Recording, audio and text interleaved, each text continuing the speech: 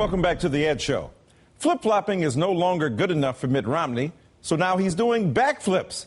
His latest, the healthcare mandate, is a tax after all. To get you up to date, here's the conservative chorus singing "It's a Tax." It is a tax. Yes, it is a tax. They called it what it was, a huge tax increase. It's now a tax, since the court said it was a tax. It's a tax. But here's Romney advisor Eric Fernstrom saying no, it's not a tax. The mandate was not a tax. Just for good measure, Romney spokesman Andrea Saul confirmed the mandate is not a tax. But the Romney campaign must have caught a lot of flack from Republicans because Romney felt compelled to grant an interview during his Independence Day family vacation so he could say, yes, the mandate is a tax. So it's a tax. Like it or not, it's a tax. That was more than enough to set off Rupert Murdoch's Wall Street Journal, which wrote a stinging critique of Romney's flip-flopping. Quote, perhaps Mr. Romney is slowly figuring this out, because in a July 4th interview, he stated himself that the penalty now is a tax after all. But he offered no elaboration, and so the campaign looks confused in addition to being politically dumb. This latest mistake is of a piece with the campaign's insular staff and strategy that are slowly squandering an historic opportunity. But that was hardly the end of conservative criticism. Here's Dick Morris on Fox News. His two senior advisors had a totally different story. I know, it was so stupid. What he was doing was he didn't want to be accused of raising taxes in Massachusetts. Yep. Wow, so stupid, huh? And Bill Kristol agreed with the Wall Street Journal that the problem was a larger one. Quote, what is his economic growth agenda? His deficit reform agenda? His health care reform agenda? His tax reform agenda? His replacement for Dodd-Frank? No need for any of that. I suppose the Romney campaign believes, just need to keep on speaking about the economy.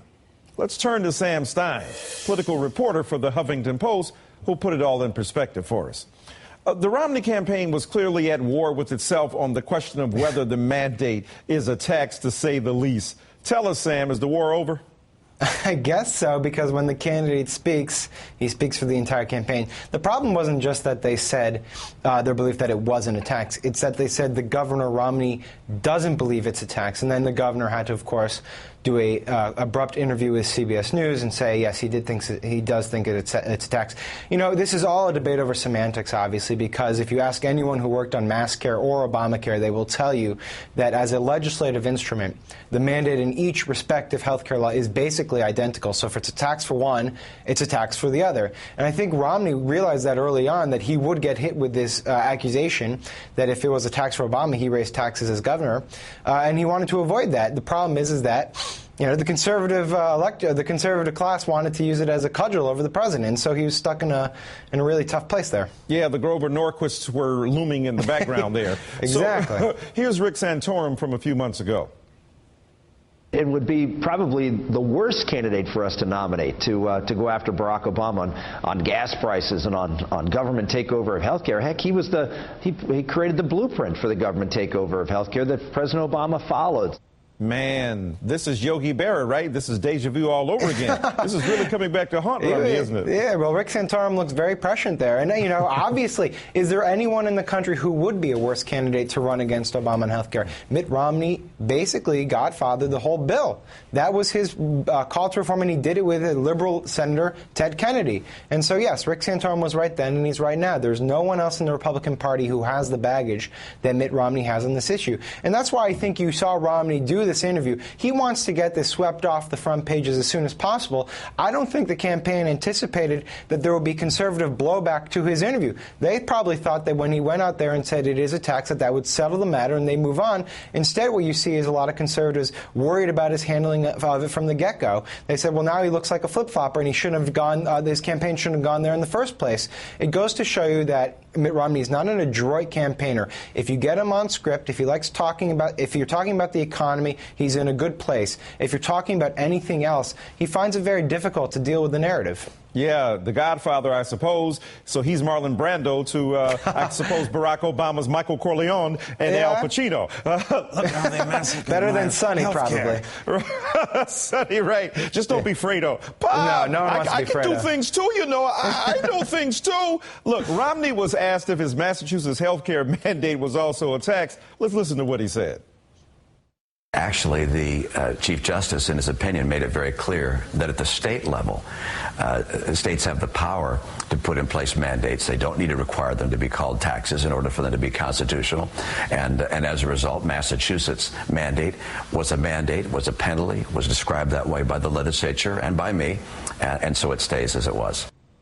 Wow, these semantics, this sloganeering, the pivot toward the states' rights and all that stuff. Is this really going to cut it with the American people?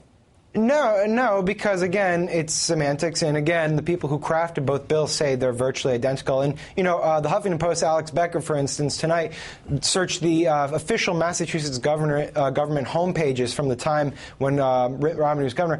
On that webpage, they describe it as a stiff tax penalty. So the word tax is there on the official documentation. Obviously, this stuff is there to be unearthed. There's plenty of quotes from Romney a couple of years ago describing it as a tax penalty. This is a debate over semantics now, and no one actually is buying any of the spin. All right, Sam Stein, or should I call you Tom the Consigliere? Thank you so much, my friend. I'll take that. Thank you. All right. There's a lot more coming up in the next half hour on The Ed Show. Stay tuned. I feel like all he's doing is saying, let's kill this guy. And I feel like that's not really a very good campaign policy. And Romney takes a big-time shot at the Obama campaign. I'll ask the big panel if she went too far. The right-wing effort to suppress the vote among the poor and minorities is dealt a major blow by one of their own. We'll tell you about Michigan Governor Rick Snyder's surprising veto later.